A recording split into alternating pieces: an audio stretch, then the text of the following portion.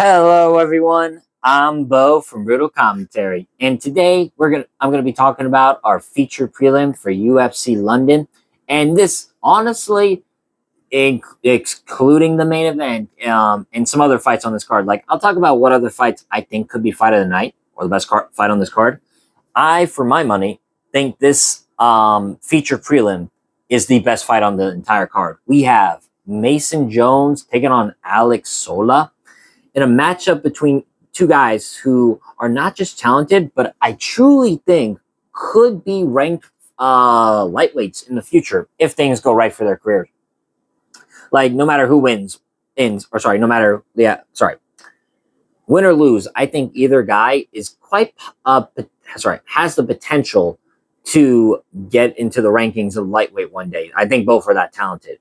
And both are coming in with momentum. Both are well-rounded. And stylistically, this is a very competitive fight. I won't lie. I was actually quite struggling. I didn't know who to pick up until the week of the fight. Even then, I'm not the most confident in that pick. And it shows in the odds, too, right?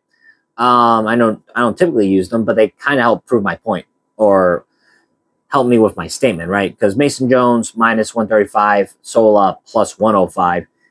And the lines have kind of shrink because originally Sola was a big favorite, but money has come into him. So a lot of people are also riding Alex Sola as well. I think this is a competitive fight.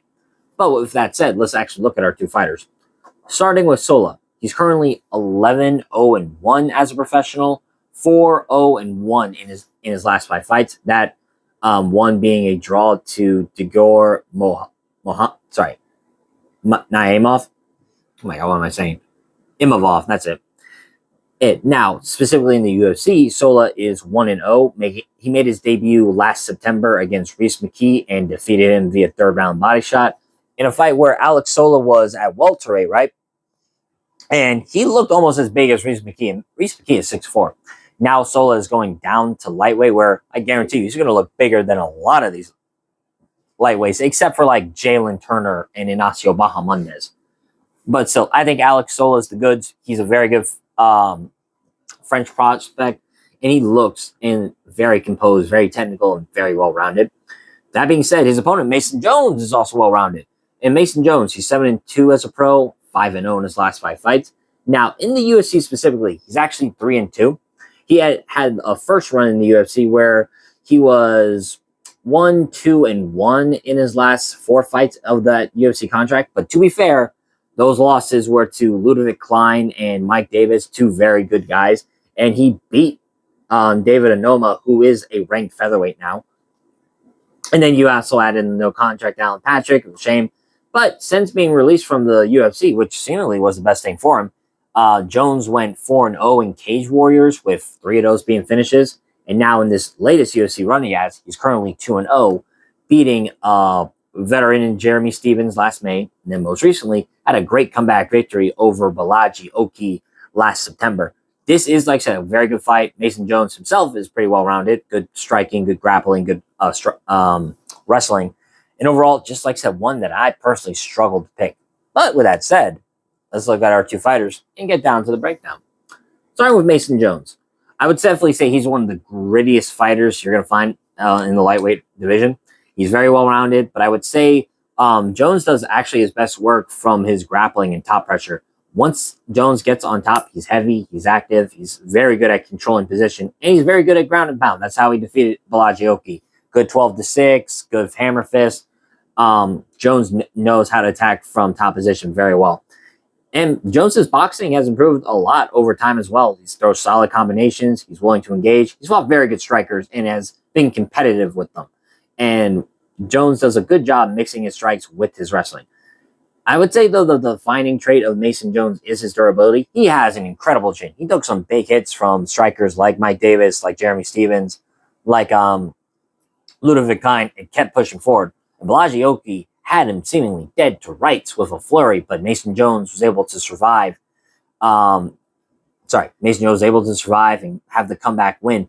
And you look at his MMA record, Jones has never been finished. His only two losses are by decision. And he's the kind of fighter who will walk through damage to keep pushing forward. And that makes him extremely difficult to deal with over 3 rounds. The downside, though, is he does get hit a lot. And Jones is willing to take a shot to give a shot. Against a precise striker, that could be a problem. Plus, every durable fighter has to pay their dues one day. And, you know, the style he has is not for longevity. Jones, I do think, will get knocked out one day in his career for sure. Just the way he keeps fighting. But that being said, it's entertaining, that's for sure. Now, looking at Alex Sola. Physically, this guy's going to be a problem. Even at, like I said, welterweight, he was tall. 6'2". Now, him and Jones actually have the same reach at 74 inches. But being 6'2" at lightweight is going to be a big problem. There's going to be very few who are going to match him in height. Besides, like I said, a Jalen Turner, Ignacio Bahamondes, maybe even a Manuel Torres. But the thing about Sola is he uses that size very well. He fights long, manages distance effectively, and combines that with really solid head movement. I would say the key differences in this fight is Sola is much harder to hit clean. Sola is very sound. He doesn't rely just on size. He's got good defensive awareness, clean striking fundamentals, and solid composure in exchanges. I mean, he's fought a tough competition in Aries FC. In fact, I believe he was the champion in there. And he even fought to a draw. So he knows what it's like to be in a very tough fight and still push forward. Plus, like I said, Sola is well-rounded. I will say, I think Mason Jones probably has the edge in technical grappling, but Sola isn't lost there. He can survive, defend, and work back to his feet if needed. So stylistically, this is where the fight gets really interesting. Jones is going to be the pressure fighter here. He wants to push forward, mix in takedowns, and make the fight gritty.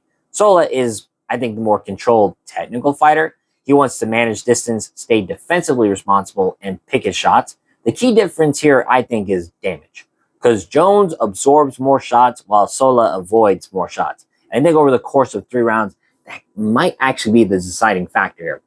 Like I said, this is razor close, and I had truly struggled to stay in Kukumin. Because I can see Jones wrestling Sola to the ground, but I can see Sola defending. I can see Sola doing his own offensive wrestling. And then on the feet, both guys, good strikers. I think Jones might actually have more power, but Sola's more technical and has a better variety of weapons, in my opinion. So I think Mason Jones does have a path to victory here. Absolutely. He's got good pressure, he can grapple, and he's tough. And if he can consistently get inside, land takedowns, and control positions, he could win this fight. But I think Sola's size, defensive awareness, and much cleaner striking give him a slight edge in terms of how the fight plays out minute to minute.